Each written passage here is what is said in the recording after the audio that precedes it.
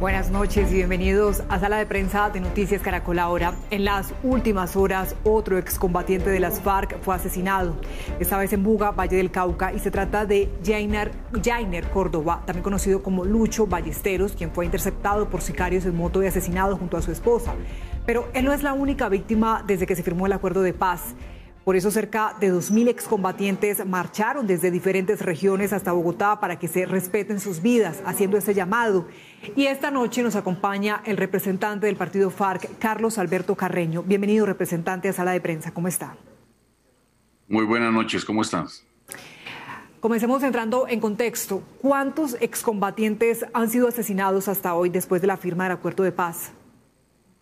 Bueno, tenemos una cifra de 237 excombatientes asesinados en distintas regiones del país, en distintas circunstancias, pero realmente creemos que lo verdaderamente dramático es que todos estaban comprometidos con el acuerdo y trabajando de una u otra manera en sortear las 1000 dificultades que se nos han puesto al frente en este asunto de la reincorporación económica, política y social. El último caso es el asesinato de compañero ayer en la ciudad de Buga, en el Valle del Cauca. Desafortunada muerte, como todas las personas que han caído en este esfuerzo, y decimos no únicamente desde la perspectiva de nuestro partido y de la fuerza política que es continuadora, natural, digamos, de este esfuerzo inmenso de la reincorporación de una situación de guerra a una situación de paz, el partido firmante del acuerdo, sino también el asesinato de cientos de líderes y lideresas sociales y populares en nuestro país. Sí, representante, dicen las autoridades que trabajan en la hipótesis de lo que podría ser, quién estaría detrás del asesinato de este compañero. ¿Ustedes conocían si tenía algún tipo de amenazas? ¿Qué piensan ustedes que pudo ser la causa o a quién ustedes atribuyen responsabilidad? Bueno, todos estamos amenazados. Eso es realmente algo verdaderamente dramático porque en general lo que conocemos de los acuerdos de paz firmados en América Latina, el caso salvadoreño, por ejemplo, o el caso sudafricano, el caso norirlandés, en general, pues posterior a la firma del acuerdo, aunque hay situaciones que tensionan un poco ese esfuerzo, digamos, de consolidar la paz, viene un momento, un punto en el que la situación se aclimata y la disputa política y en los demás, digamos, escenarios de la confrontación política civilizada, que precisamente para eso son los acuerdos, pues implica que cesa la violencia, cesan los asesinatos, cesa la muerte, pero en el caso nuestro, a más de 3 años de la firma del acuerdo, pues lo que vemos es realmente un recrudecimiento. Entonces, en este caso particular, como en los demás, pues pueden haber muchas hipótesis, pero nosotros seguimos insistiendo en una que es una verdad de perogrullo, que se cae de su peso. Es que 237 combatientes asesinados que le asesinan a un partido que es el heredero de ese acuerdo de paz, que es el continuador de ese esfuerzo de construir paz, que es el partido que de alguna manera enarbola la bandera de esa paz que se ha alcanzado, pues ya es ya configura una sistematicidad. Y esa sistematicidad pues debería ser estudiada e investigada por las autoridades para tratar de determinar quiénes en un alto eslabón, en una alta cadena de, digamos, de ese conjunto de fuerzas que se oponen a la paz en nuestro país está dando las órdenes, porque pues, es importante, por supuesto, que se detengan y se juzguen a quienes disparan, a quienes activan los gatillos, pero mucho más importante también que se determine quiénes están detrás de esas personas. Claro que sí. En su caso, ¿ha recibido amenazas directamente, representante? Sí, digamos que mi nombre ha sonado en distintos momentos, pero en panfletos y este tipo de cosas. Pero realmente esa es una realidad que sobrellevamos no únicamente los dirigentes del partido Fuerza Alternativa y pues por supuesto los congresistas del partido, sino también otros liderazgos en el país.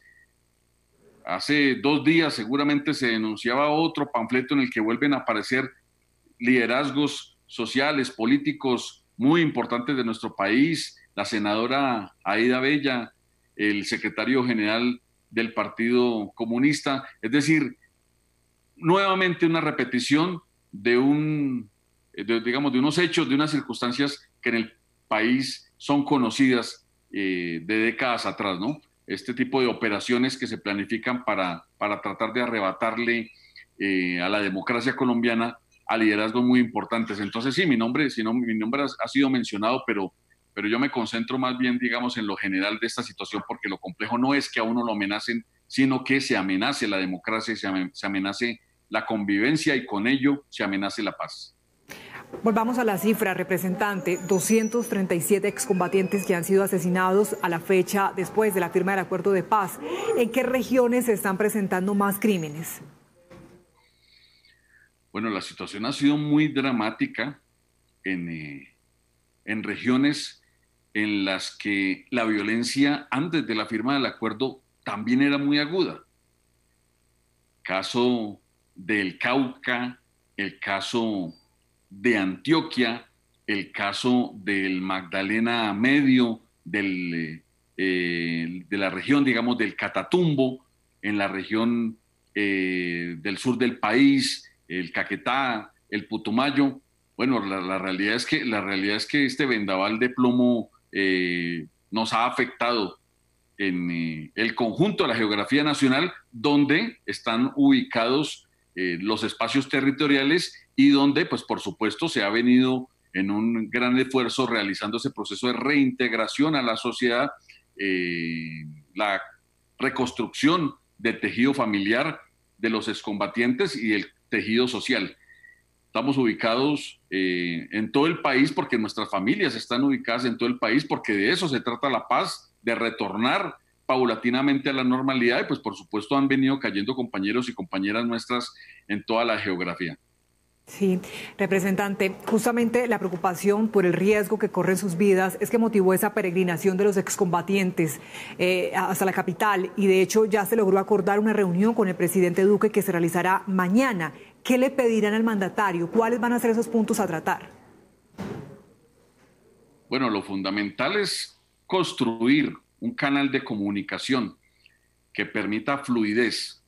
Es incomprensible que firmado el acuerdo, independiente de que el actual gobierno represente una fuerza política que algunos de sus integrantes plantearon en las épocas de la campaña electoral hacer trizas los acuerdos, pues estamos hablando del jefe de Estado y el jefe de gobierno. Gobierna para todos los colombianos, eso incluye a los millones de los que luchamos por la paz.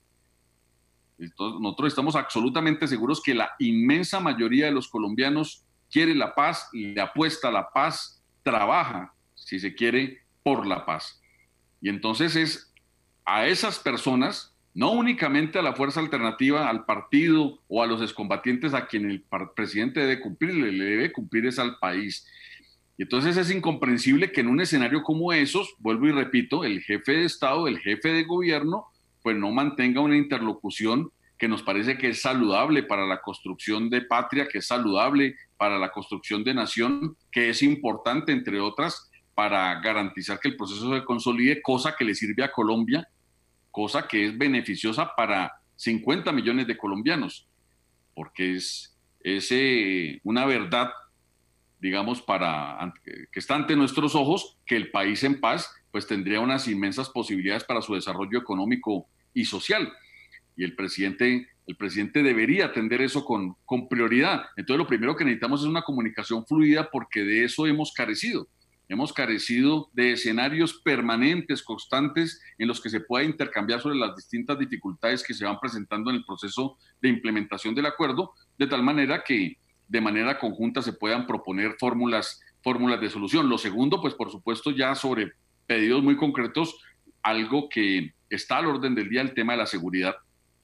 El tema de la seguridad preocupa a los excombatientes, pero preocupa también a las comunidades en los municipios en los que están asentados los espacios territoriales de capacitación, reincorporación, en los que han venido haciendo el proceso de reintegración, digamos, al escenario social, natural de nuestro país, miles de excombatientes, y que pues esas comunidades seguramente, como lo han expresado además en distintos escenarios, pues muestran serias preocupaciones, no únicamente que se atente contra esas personas que han firmado el acuerdo, sino que al atentarse contra esas personas que han firmado el acuerdo, la situación de seguridad en esas regiones pues vuelva nuevamente a desembocar en oscuros hechos que la gente quiere dejar atrás, que todos los colombianos queremos dejar atrás. Entonces el tema de la seguridad es sin lugar a dudas un tema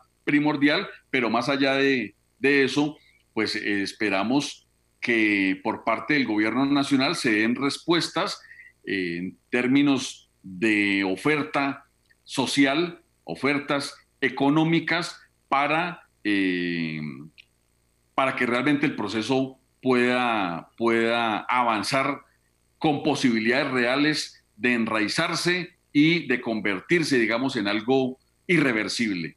Eso tiene que ver, pues, por supuesto, con los proyectos productivos, con la reincorporación económica, con las posibilidades de empleo para miles de excombatientes, de acceso a servicios sociales que son muy importantes para digamos, garantizar el bienestar de todas estas personas, de todos nosotros, porque eso, digamos, de eso también depende mucho, que el proceso fructifique: vivienda, educación, salud. Ya estamos hablando además de excombatientes que organizaron o reorganizaron su vida, tienen familia, tienen hijos. Son cientos de niños los que han nacido, que son hijos de la paz, que son hijos precisamente de las personas que han dejado las armas con la esperanza de poder vivir en un país distinto, o de construir un país distinto para sus hijos. Bueno, para esas personas también se requieren soluciones. No estamos pidiendo realmente nada distinto a lo que consideramos que cualquier colombiano o cualquier colombiana aspiraría, digamos, a solicitarle al gobierno y al Estado de su nación, que cumpla el papel constitucional. Entendemos su preocupación, la de los integrantes del grupo, del partido, y por supuesto de las comunidades aledañas al terminar involucradas, por supuesto, en este tipo de ataques, porque así lo hemos registrado, la preocupación de esas comunidades. Representante, justamente, ¿qué les han dicho acerca de los anteriores asesinatos, de esas investigaciones? ¿Cómo van? No hay respuestas realmente. No hay respuestas ni siquiera en los digamos, hechos más notorios o que más han resaltado en la opinión pública. Por ejemplo, el caso de Dimar Torres, asesinado en el Catatumbo. Han habido algunas decisiones judiciales, pero que nosotros consideramos que no responden las preguntas fundamentales. Y vuelvo a repetir, la pregunta fundamental aquí es: ¿quién da las órdenes? ¿Quién da las órdenes? ¿Quiénes son los máximos determinadores, digamos, de este proceso de exterminio contra el partido político firmante del acuerdo? Esas son realmente las preguntas a las que la Fiscalía y los demás organismos de seguridad del Estado deberían estar abocados, a encontrar el núcleo duro que está detrás de toda esta campaña, que consideramos nosotros no es una campaña distinta a la del asesinato de líderes sociales en el país. Para nosotros eso es un mismo fenómeno, Nosotros estamos inmersos en esa misma lucha social y política, y en la medida que caen dirigentes sociales y caen excombatientes, lo que se está afectando es la construcción de paz en el país. Y sobre eso, para responderte tu pregunta de manera muy concreta, no hemos escuchado una sola respuesta clara. Pues es aún más preocupante ese panorama. Representante, ¿y qué respuesta tuvieron de la ciudadanía en medio de esa peregrinación que hicieron hasta Bogotá? El recibimiento de la gente fue excepcionalmente positivo en todos los territorios. Podríamos decir que por donde pasó la peregrinación fue recibida con una salva de aplausos. Y eso motiva.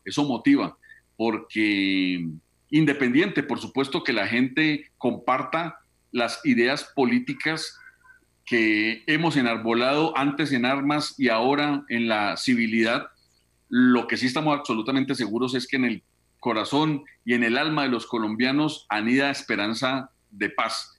Y en caso particular, por ejemplo, de Bogotá, la llegada de las delegaciones por distintas partes, digamos, por distintos sitios a la ciudad de Bogotá, muy bien recibida, la marcha por el centro de la ciudad, en la Plaza de Bolívar, realmente muy satisfactorio. Y los compañeros y las compañeras nuestras que venían de distintas regiones en las que seguramente ya habían visto eso, pues los motivó mucho más encontrarse con que en la capital de la República, una ciudad que es, digamos, un referente en términos de población, etcétera, en su tamaño, de lo que es lo que es nuestro país, pues encontrar ese recibimiento creo que los motivó y los llenó de ilusión de que efectivamente estamos transitando el camino correcto, y el camino correcto es el camino de la paz, un camino además del cual no nos vamos a salir.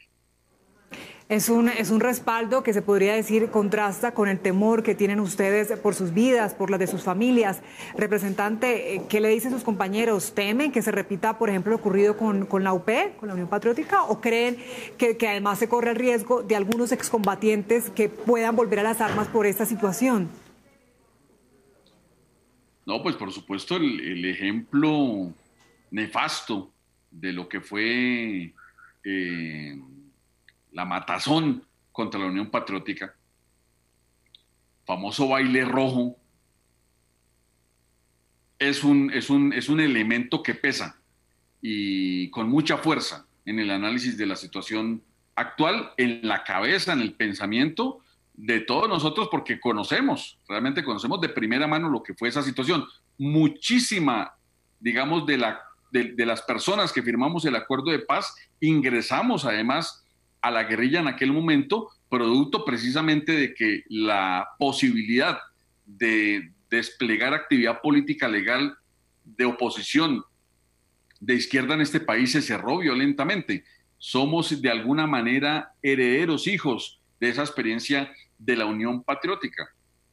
Entonces, pues por supuesto, en la medida que la conocemos, sabemos que existe una posibilidad de que eso se repita. Por eso somos tan insistentes en determinar con precisión quiénes son las cabezas o la cabeza de esa campaña de exterminio, porque por ahí es por donde deberíamos tratar de desmantelar ese esfuerzo de atacar la paz en este nuevo escenario. Y obviamente la gente entiende que en la medida que nosotros seamos aislados o permitamos que se nos aísle del escenario político-social del país, pues va a ser mucho más fácil el exterminio. Analizando, digamos, históricamente, nosotros lo que requerimos es, y cuando digo nosotros no me refiero a los excombatientes únicamente, sino a esos vastos sectores que le hemos apostado a la paz. Lo que requerimos es que este esfuerzo realmente termine confluyendo en un gran anhelo nacional, que se convierta en una bandera, en un objetivo nacional.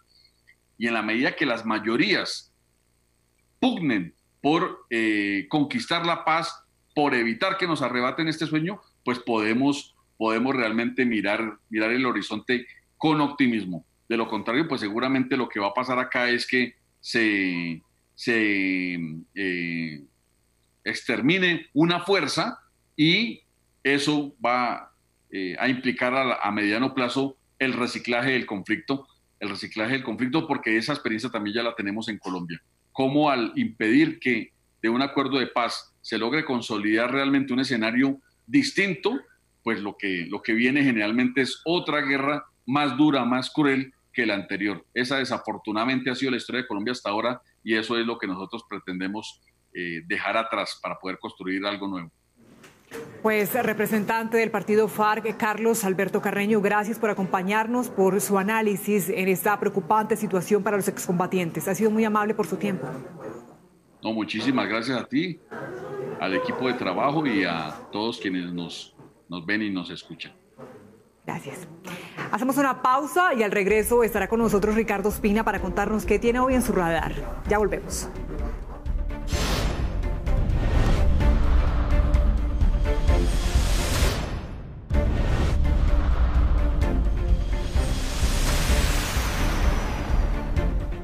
Gracias por seguir conectado con Sala de Prensa de Noticias Caracol Ahora.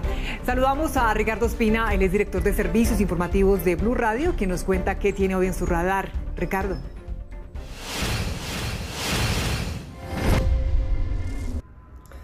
Hola, muy buenas noches. Hoy entra en el radar aquí en Sala de Prensa en Noticias Caracol Ahora la nueva polémica que se ha producido entre el gobierno nacional y la administración de Bogotá. Esta vez por la determinación del Ministerio de Salud de que a partir de ahora no será obligatorio presentar una prueba PCR negativa para COVID-19 como requisito para entrar al país en vuelos internacionales.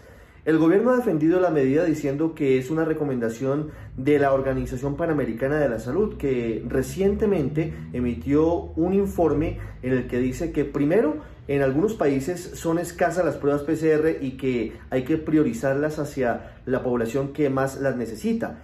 Pero segundo, porque dice que esto puede generar una falsa sensación de seguridad porque la prueba se toma hasta 4 días antes de abordar el vuelo y en ese lapso la persona podría contagiarse, llegar al país de destino con el COVID-19 y propagarlo sin tener en cuenta que podría haberse contagiado después de que la prueba de hisopado, la prueba PCR molecular, diera resultados negativos. Además de ello, el gobierno a través del viceministro de Salud, Luis Alexander Moscoso, defendió esta determinación diciendo, por una parte, que ya el contagio del coronavirus no necesita llegar por los aeropuertos ni en vuelos internacionales, que ya está circulando el virus en Colombia y que lo tenemos más cerca de lo que creemos, a 2 metros de todo se encuentra el virus.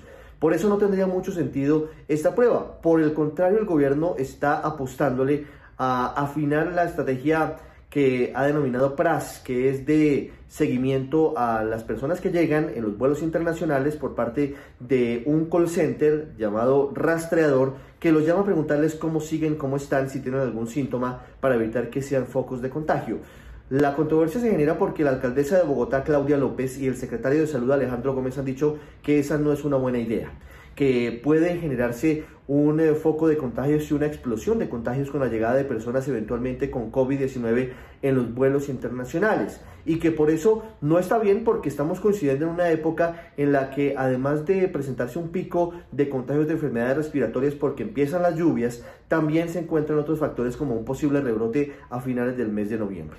Los epidemiólogos también están divididos, aunque mayoritariamente han defendido la posición del gobierno. Mayoritariamente han dicho que es adecuado que se evite este elemento, esta prueba, aunque sí dicen que es muy importante hacer seguimientos a los viajeros que llegan en vuelos internacionales. Diariamente, según cifras oficiales, cerca de 5.000 personas llegan al país en vuelos provenientes de otros países del mundo.